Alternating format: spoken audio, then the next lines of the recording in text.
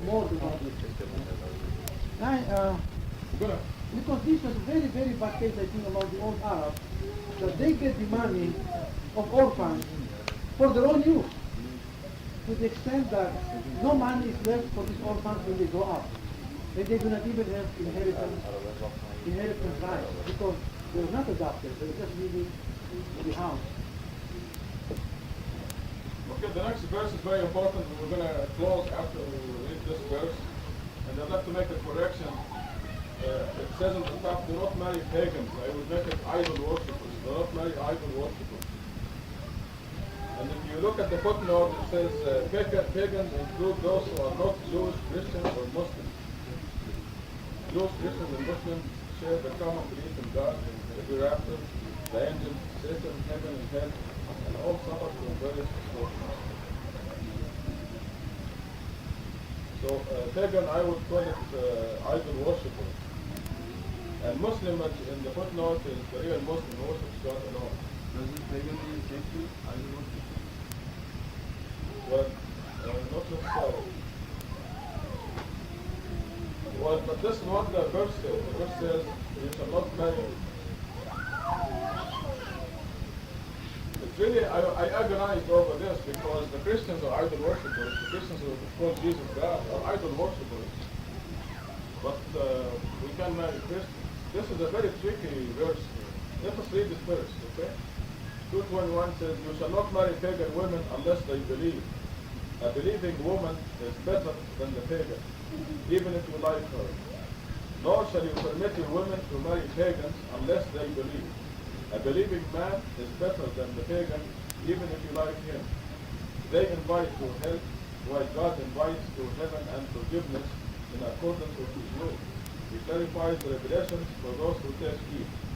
So, in Surah 5, we are permitted to marry Jews and Christians.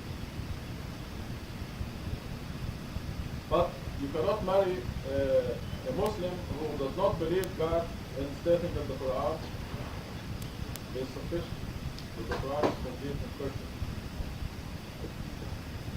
Because when we receive the Quran, where every page says, do not worship idols, and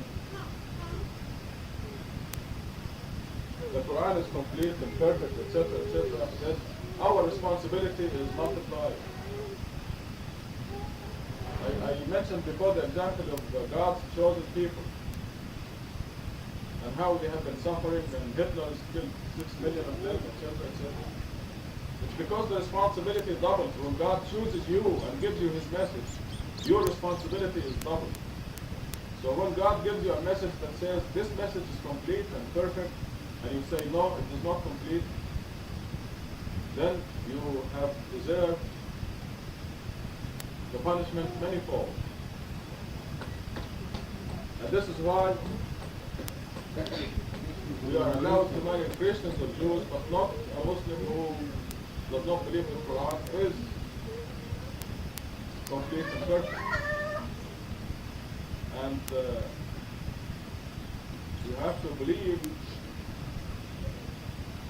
that when you break this law, you'll suffer a lot.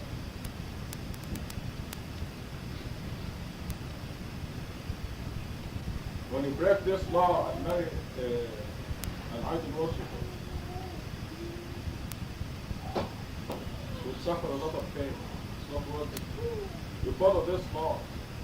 You marry a believer, even if you don't like him or her. So if you're about to get married, then you ask your fiancé to believe. And this will serve two purposes. First, it will be a proof of genuine love. If he or she changes for you. Second, then you will guarantee the happy life. So you make it a condition before marriage. If the candidate is a Muslim who does not believe that the Quran is complete and perfect, you make it a condition of marriage. And you'll be far better off if you say, no, I'm not going to marry you, to continue to believe that the Quran is not complete. Now, if you are lax in this commandment, you will suffer a lot of pain. And the curse of idol worship will carry on to the seventh generation. So you're saying they're not supposed, the Muslims is not supposed to marry a person who believes in hadith, right? Right. Okay. But you're saying the Muslim can't marry a Christian or Jew. Right. But those I'm Christians, saying- those Christians cannot be idol worshippers, right? Like a Christian, that Christian should not be Jesus worshippers. Well, it didn't say that. It says even as they are, because they will not subject, they will not receive the Quran. They don't look at it. And there is a possibility that they will become believers. But the Muslim already looked at the Quran and saw with his or her own eyes that the Quran says this book is complete and fully detailed. And they made a decision to reject that and not to believe God.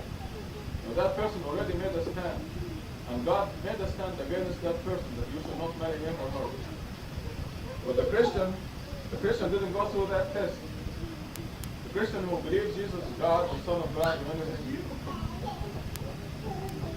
may eventually, and it will be easier for that person to come to the Quran alone than it is for a person who already looked at the Quran and decided that is not complete, or decided not to believe. It's very difficult to change. Can I just say something? Although the problem may not be, he's worried about this, because it's a real problem, he's putting. But in actual life, I'm sure there are hundreds of thousands of pretty Egyptian girls who don't even know one way or the other. Yeah, right. So they're available, don't worry. Okay?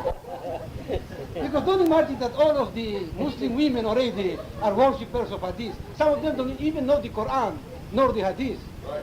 These are just Yeah. wide open. Yeah, they are the right one for you to get, and then so Exactly like the Christians and Jews. don't worry. Let's change the subject.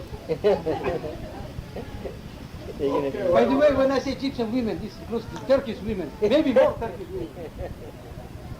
we're gonna close. But any questions before we close? We're gonna have the Fajr inshallah at 6 o'clock in the morning.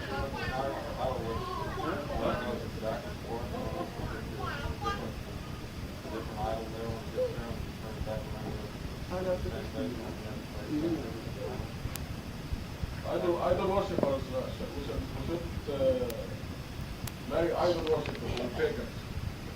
But there is an exception in Surah 5. Let's look at it in Surah 5. Surah 5.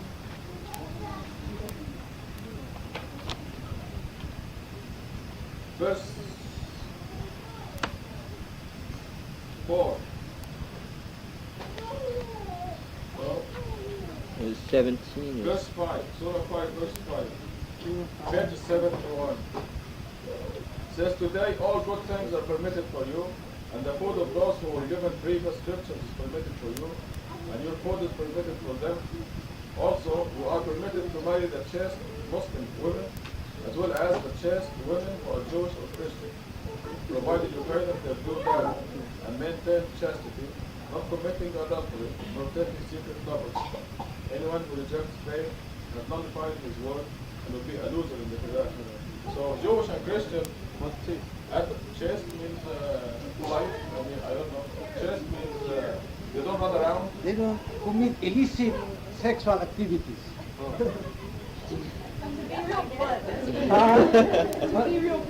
They're virgin when you marry. Huh? Christian and Jewish at the time of Quran were exactly identical to the Christian and Jewish today. So there is an exception there. Even the Christians may be an idol worshiper. You can see the difficulty of translating that verse. And even verse 17 also, the next page, the definition of pagans are those who say that Christ, the Son of Mary, is God. Now, I would imagine that the majority of Christians would Yeah. say, I mean, they take a stand, but if they don't know what's what, it's something else. Although, there are many Christians, basically Unitarians, who say that Christ is only messenger of God. A prophet, yes. However, other Christians don't want them to be called Christians. But Yeah. then that is intramural problems between them. Okay, we're going to close and we'll see you inshallah 6 o'clock in the morning and we'll have to visit. الفاتحة. بسم الله الرحمن الرحيم الحمد لله رب العالمين الرحمن الرحيم مالك يوم الدين إياك نعبد وإياك نستعين اهدنا الصراط المستقيم صراط الذين أنعمت عليهم غير المغضوب عليهم ولا الضالين. Go home and stay out of the street.